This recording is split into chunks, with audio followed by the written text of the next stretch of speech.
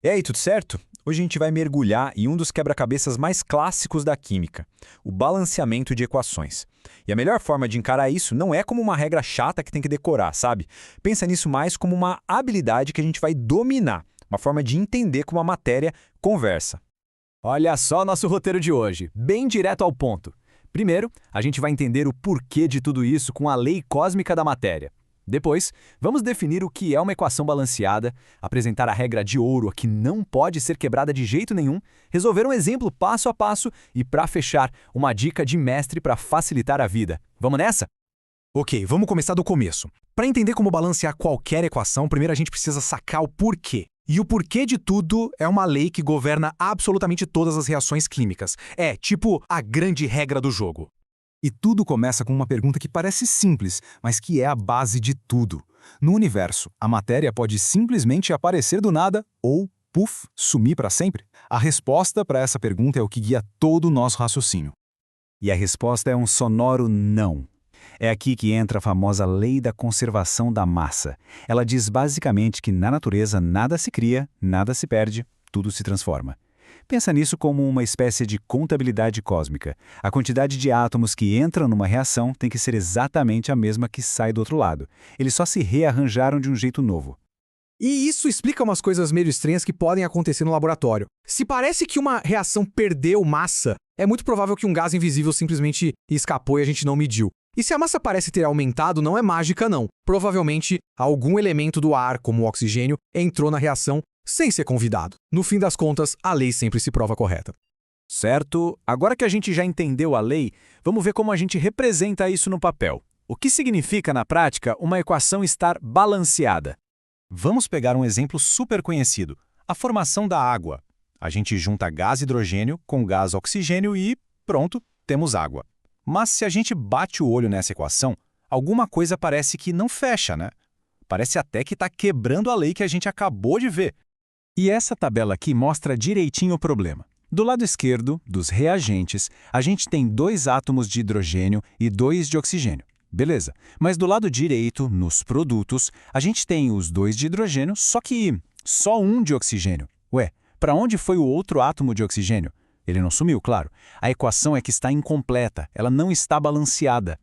Ok, mas antes de sair corrigindo tudo, a gente precisa estabelecer a regra mais importante de todas. É a regra de ouro do balanceamento, aquilo que é terminantemente proibido fazer. E a regra é essa. Pode ser muito tentador chegar ali e simplesmente apagar o 2 do O2, né? Resolveria o problema, só que isso é um erro gravíssimo. Mudar esses números pequenos, os índices, significa mudar a identidade da substância. H2O é água. Se a gente muda para H2O2, vira peróxido de hidrogênio, a água oxigenada. São coisas totalmente diferentes. A identidade das moléculas é sagrada. Então, qual é o jeito certo? A gente só pode mexer nos números grandes que vêm na frente das moléculas, os chamados coeficientes. Mudar esses números não altera o que as moléculas são, mas sim quantas delas estão participando da festa. É que nem ajustar uma receita. Em vez de usar uma xícara de farinha, talvez a gente precise de 2. A farinha continua sendo farinha.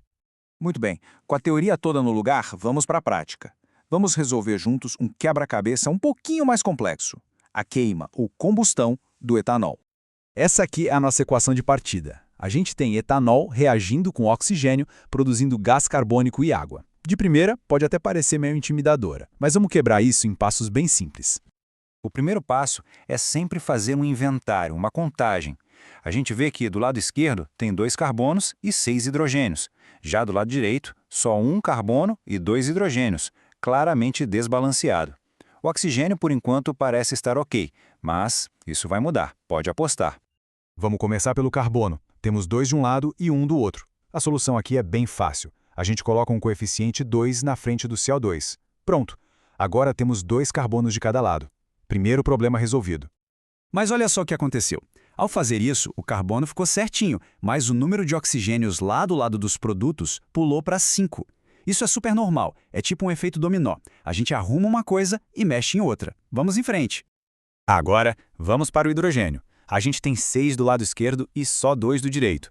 Para igualar, a gente precisa de um total de 6 hidrogênios nos produtos.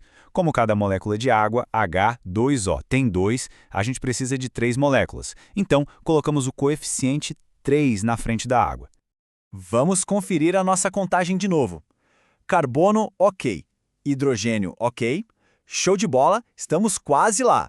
A única peça que falta encaixar no nosso quebra-cabeça é o oxigênio. Agora temos 3 de um lado e 7 do outro. E aqui vem a jogada final.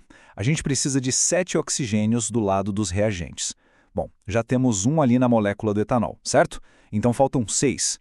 Como o gás oxigênio vem em pares, O2, a gente precisa de 3 desses pares para dar 6. Então colocamos um 3 na frente do O2 e a mágica acontece. A última peça se encaixa. E pronto, quebra-cabeça resolvido. Se a gente conferir a tabela final, temos 2 carbonos, 6 hidrogênios e 7 oxigênios, tanto de um lado quanto do outro. A equação agora está perfeitamente balanceada e respeitando a lei da conservação da massa. Para fechar, vou passar uma dica estratégica que pode economizar um bom tempo e evitar muita dor de cabeça na hora de resolver esses quebra-cabeças.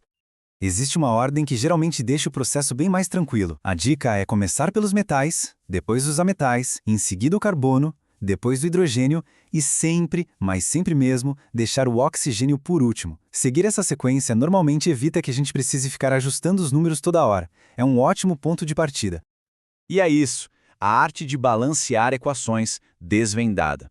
O mais legal é perceber que isso não é só um exercício de matemática, é a base para a gente entender como o mundo material funciona de verdade.